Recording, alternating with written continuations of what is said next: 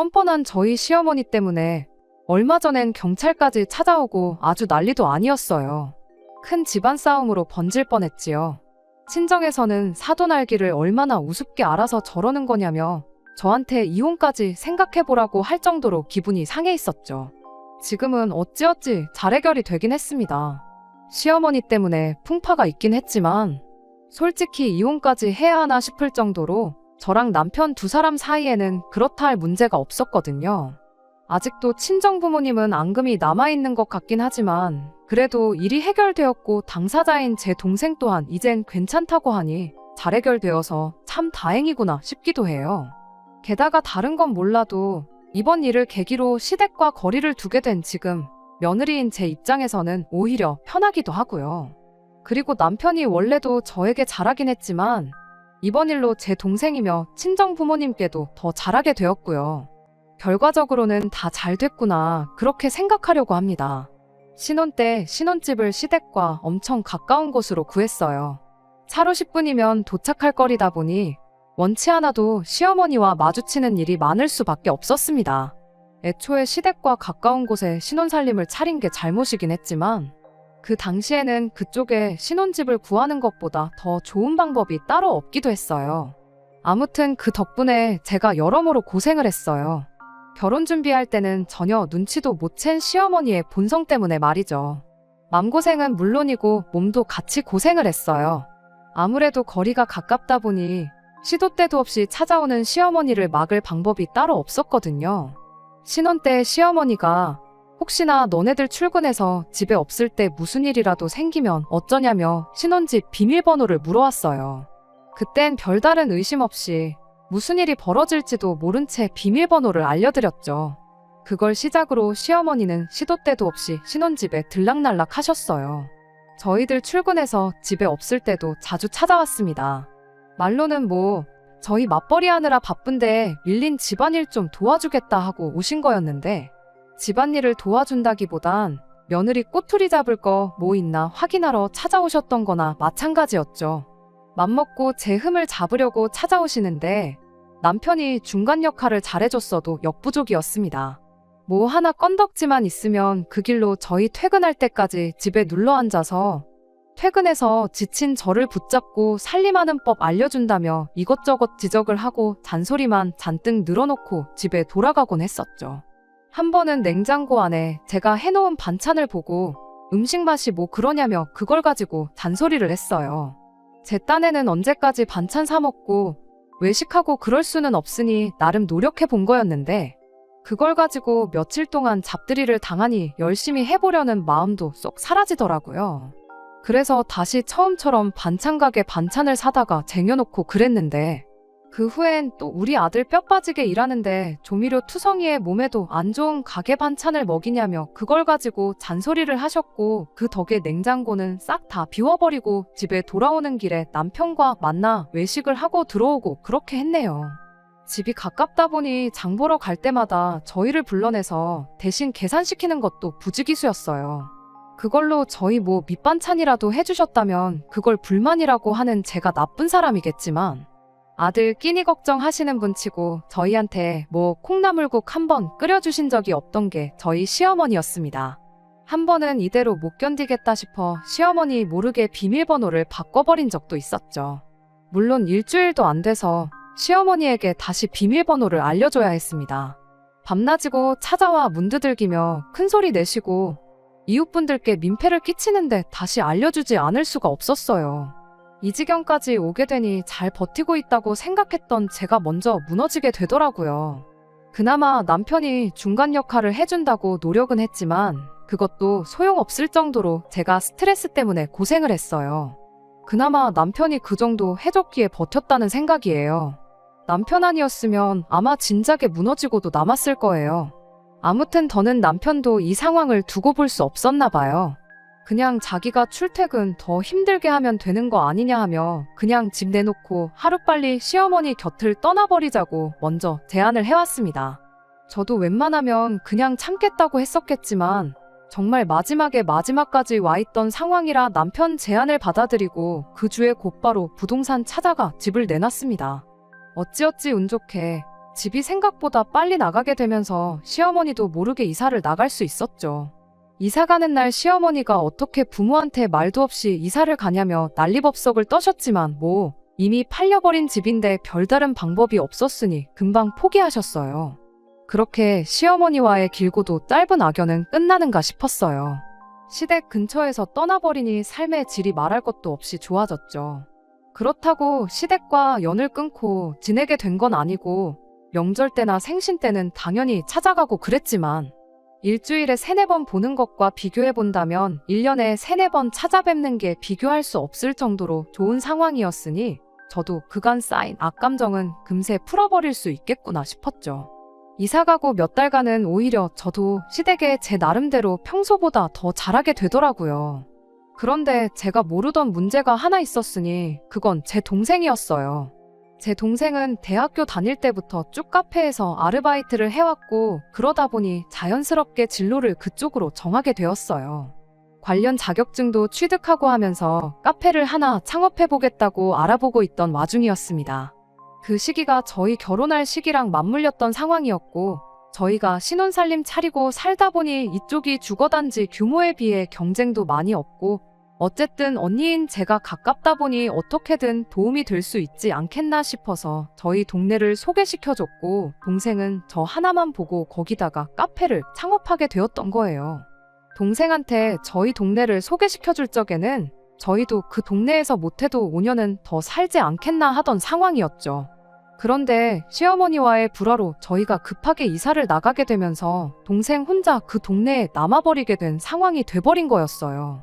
그 상황을 두고 동생은 저를 원망하거나 하지는 않았어요. 동생도 주변 상권을 조사해보니 저희 말처럼 경쟁도 거의 없었고 카페가 잘 될 거라 어느 정도 확신을 했던 상황이었다고.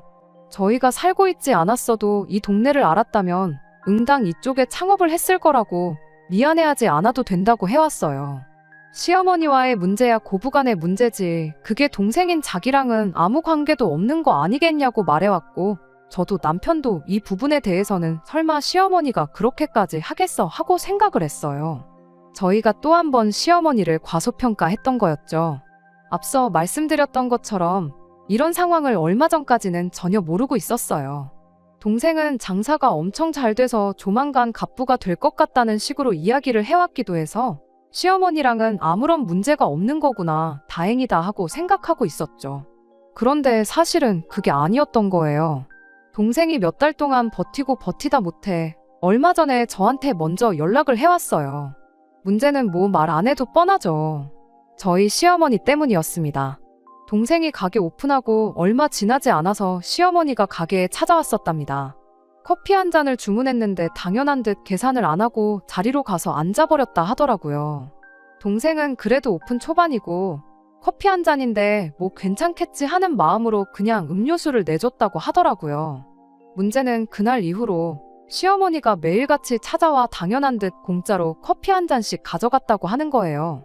동생도 점점 이게 무슨 상황인가 싶고 기분이 나쁘긴 했지만 괜히 자기 때문에 안 그래도 안 좋은 저와 시어머니 관계가 더 나빠질 수도 있겠다 싶기도 하고 괜히 자기 때문에 시어머니가 저를 또 못 살게 굴지는 않을지 그런 걱정이 돼서 아무 말 않고 있었다 해요. 그렇게 며칠간 시어머니라는 자리를 이용한 갑질 무전 취식이 계속되었는데 얼마 뒤엔 시어머니가 동네 지인분들을 여럿 이끌고 카페에 또 찾아왔다고 합니다. 유명한 곳에서 직접 떼와서 팔던 케이크들부터 해서 한 사람 앞에 음료수 하나씩 주문도 엄청 많이 했었다고 하더라고요.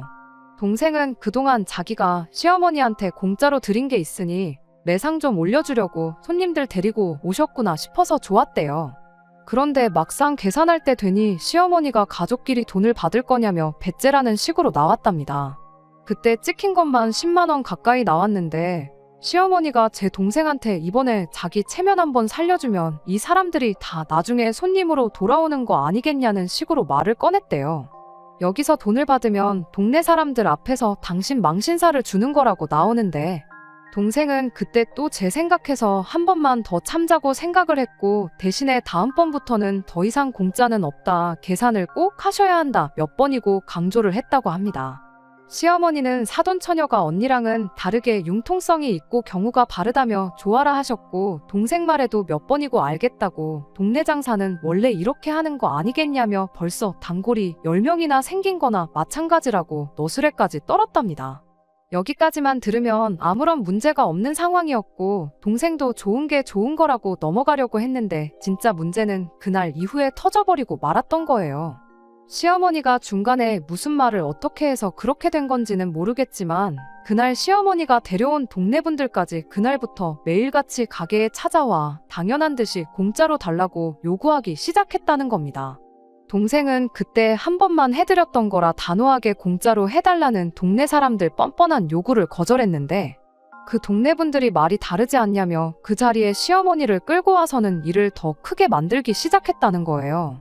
시어머니는 동생한테 또 당신 체면 이야기를 하면서 이러면 자기가 중간에서 뭐가 되냐며 이 사람들이 앞으로 데려올 손님들을 생각해보라는 뻔뻔한 소리를 해왔고, 동생도 이제 더 이상은 안 되겠다 싶어서 이제 공짜로 드리는 거 더는 못한다고 강하게 나갔다고 해요.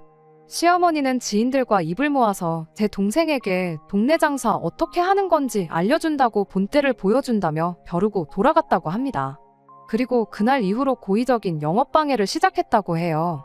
시간 될 때마다 5명이면 5명, 10명이면 10명 때를 찌어 우르르 가게로 쳐들어와서는 음료 한 잔 시켜놓고 가게 자리 차지하고 앉아서 오는 손님들 앉을 자리도 없게 만들지를 않나.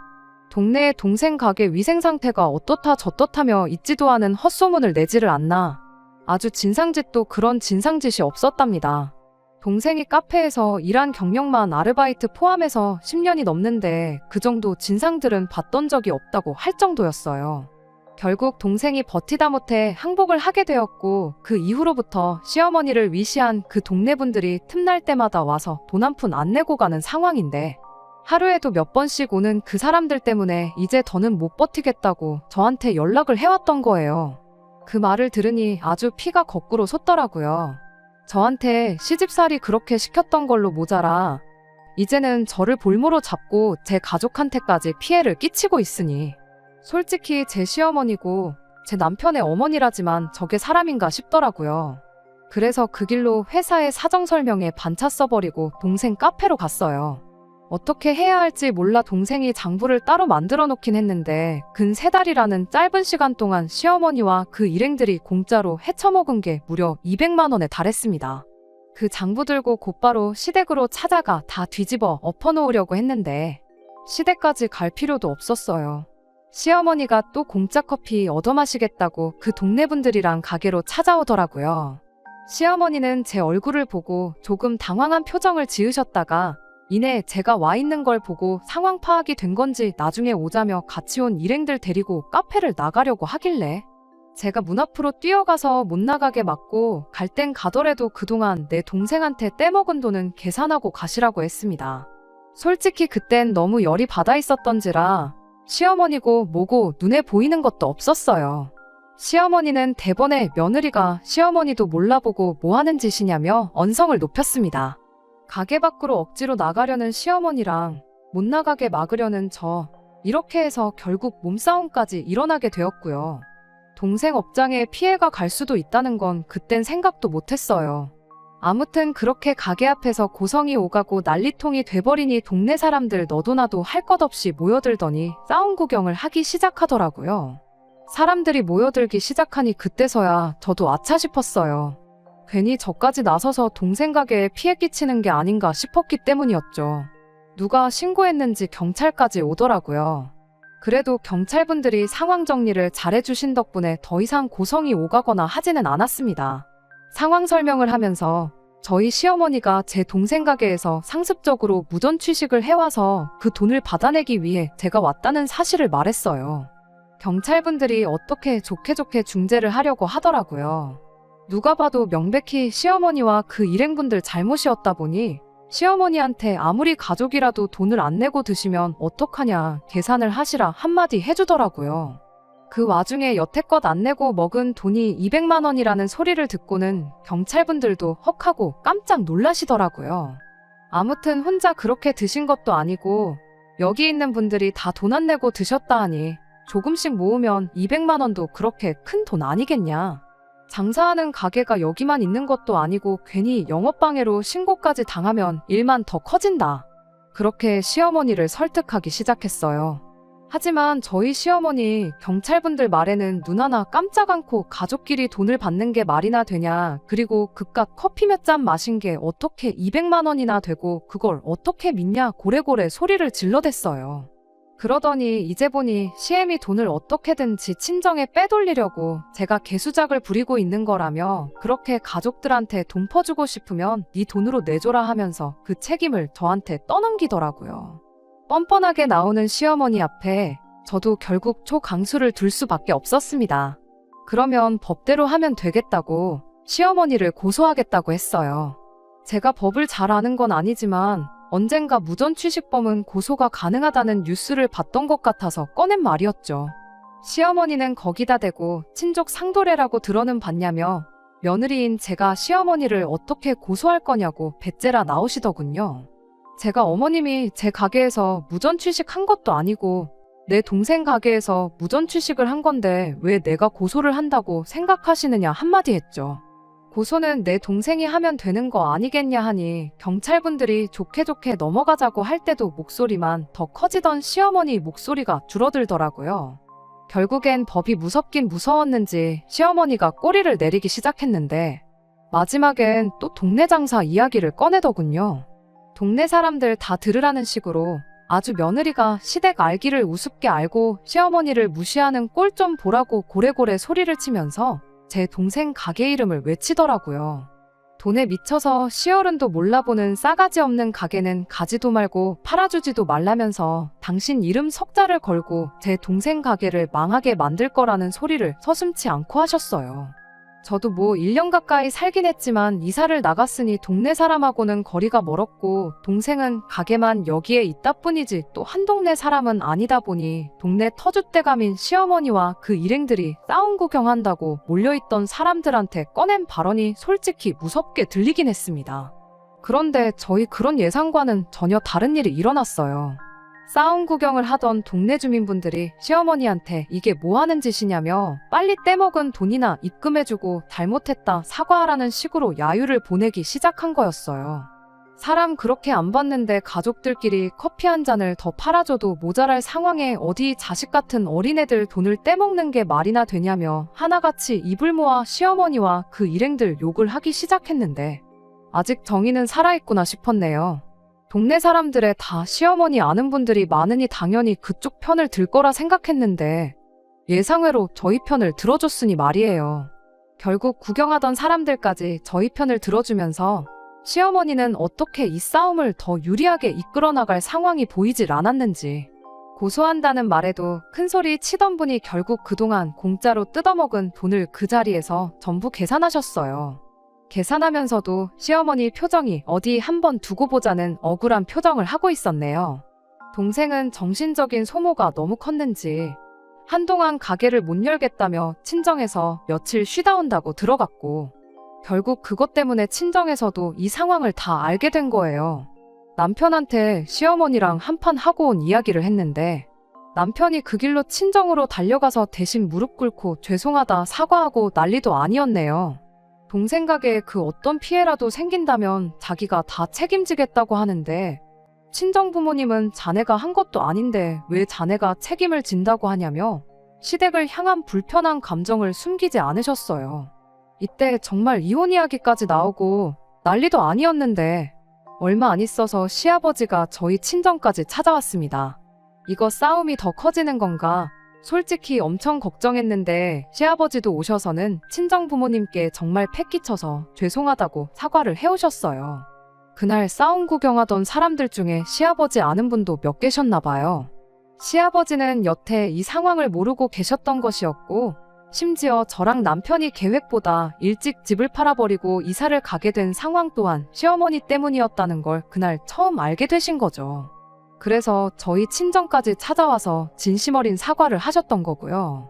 시어머니처럼 막무가내로 나오면 어쩌나 싶었는데 집안일에 크게 관심이 없었을 뿐이지 아버님은 다행히도 염치가 뭔지 알고 계시는 분이셔서 다행이었네요. 덕분에 친정 부모님도 어느 정도 화가 풀리셨고 일이 잘 해결됐어요.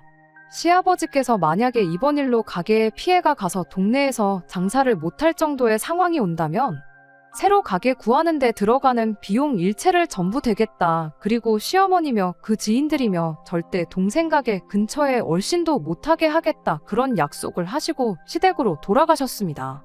동생은 그래도 처음 창업한 가게고 인테리어 전반적인 것부터 자기 손이 안 들어간 게 없는데 더 장사를 해보고 싶다고 말했어요. 동생도 상황이 이렇게 돼버린 건 어쩔 수 없지만 어쨌든 떼인 돈도 다 받았고 문제될 게 없다고 저희 시어머니를 용서했고 말이죠. 지금 동생네 카페는 장사가 엄청 잘 돼요. 오히려 그때 그 싸움이 전화위복이 되었다고 해야 할까요? 동네 분들도 오셔서는 이 동네 사람들이 외지인 배척하고 그러는 사람들 절대 아니라고 하면서 대신 사과하러 오시는 분들도 있고, 그러면서 자연스럽게 동생이 만든 커피 좋아하는 단골들이 생겨나고, 그러면서 내년쯤에는 가게도 확장할 계획을 세우고 있다네요. 일이 잘 해결됐다고 해서 이미 엎어진 시어머니와의 관계는 다시 돌릴 수 없다고 생각합니다. 시아버지는 명절이고 뭐고 챙기지 말고 마음 풀릴 때까지 시댁 안 보고 살아도 된다. 저랑 남편 둘이 행복하게 잘 사는 게 중요한 게 아니겠냐며 저희 좋은 대로 살라고 하신 덕분에 시댁과는 아직도 거리를 두고 지내고 있기는 합니다. 언젠간 그때 그런 일이 있었지 하면서 웃으며 넘길 날이 올란지 싶긴 하지만 일단 지금은 다른 생각 않고 시아버지 바램대로 저랑 남편이 행복하게 잘 살 방법 찾는 데부터 집중해 보려고요. 언제가 될지는 모르겠지만 지금 당장은 만족스러운 결혼 생활하고 잘 살고 있습니다. 끝까지 들어주셔서 감사합니다. 오늘의 사연은 여기까지입니다. 구독과 좋아요, 알람 설정 부탁드리고 더 좋은 사연으로 다시 찾아뵙겠습니다. 감사합니다.